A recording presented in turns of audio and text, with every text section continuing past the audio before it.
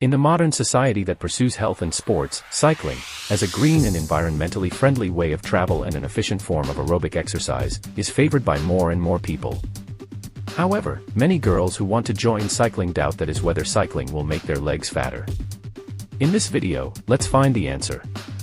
First, let's be clear that cycling does not directly cause fatter legs. Whether the legs become fatter or not is affected by many factors such as genetics, exercise habits, diet, and nutrition. Cycling is an aerobic exercise. Its main function is to enhance cardiopulmonary function and improve the body's endurance, rather than specifically targeting leg muscles for muscle-building training. 1. However, why do some riders feel that their legs become fatter after cycling? There are several factors. 1. High cycling intensity or cycling for too long. Cycling for long periods or at high intensity can lead to overuse of leg muscles, causing muscle fatigue and microinjury. This microinjury may prompt the repair and growth of muscle fibers during the recovery process, increasing leg muscle size, but this does not mean that the legs will become noticeably fatter, as muscle growth is usually modest and regulated by a variety of factors. 2. Incorrect riding posture. Riding posture has an important impact on leg muscle stress. If the riding posture is incorrect, such as sitting too high or sitting too far forward, it may cause the calf muscles to be overly involved in exerting force, thereby increasing their burden. Riding with incorrect posture for a long time may cause the calf muscles to be overdeveloped, giving the illusion that the legs become fatter. 3. Poor venous return of the lower limbs.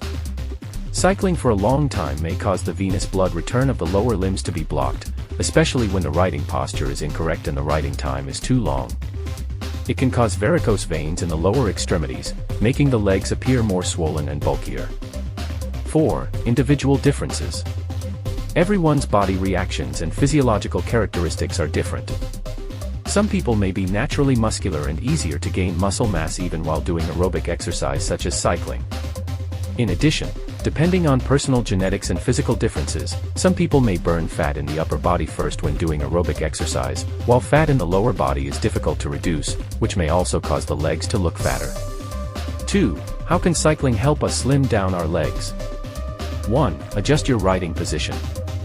Keep your body straight and avoid leaning forward or backward too much. This will help reduce the pressure on your waist and back and allow your leg muscles to better participate in the movement. At the same time, pay attention to the position of your feet and ensure that the soles of your feet are fully attached to the pedals to avoid uneven stress on your toes or heels. For specific adjustment methods, please refer to our previous videos. 2. Control the intensity and duration of cycling. Appropriate cycling intensity can stimulate the growth of leg muscles, while long-term cycling can help burn leg fat. Generally, each riding time should be more than 30 minutes, and the heart rate should be controlled between 60% and 75% of the maximum heart rate. This can achieve the exercise target without causing muscle damage due to excessive intensity. 3. Stretch and relax after cycling. After a ride, proper stretching can help muscles recover, reduce lactic acid accumulation, and prevent muscle stiffness and pain. You can choose stretching actions for the thighs, front, back, and calves. Hold each action for 15 to 30 seconds and repeat 2 to 3 times. 4. A reasonable diet. Cycling consumes a lot of energy, so make sure you consume enough protein, carbohydrates, and fats to maintain normal metabolism and repair your body. At the same time, pay attention to controlling total calorie intake to avoid excess calories leading to fat accumulation. In conclusion, by adjusting the riding posture, controlling the intensity and time of riding, stretching and relaxing after riding, and having a reasonable diet, we can effectively achieve the target of thinning our legs through riding.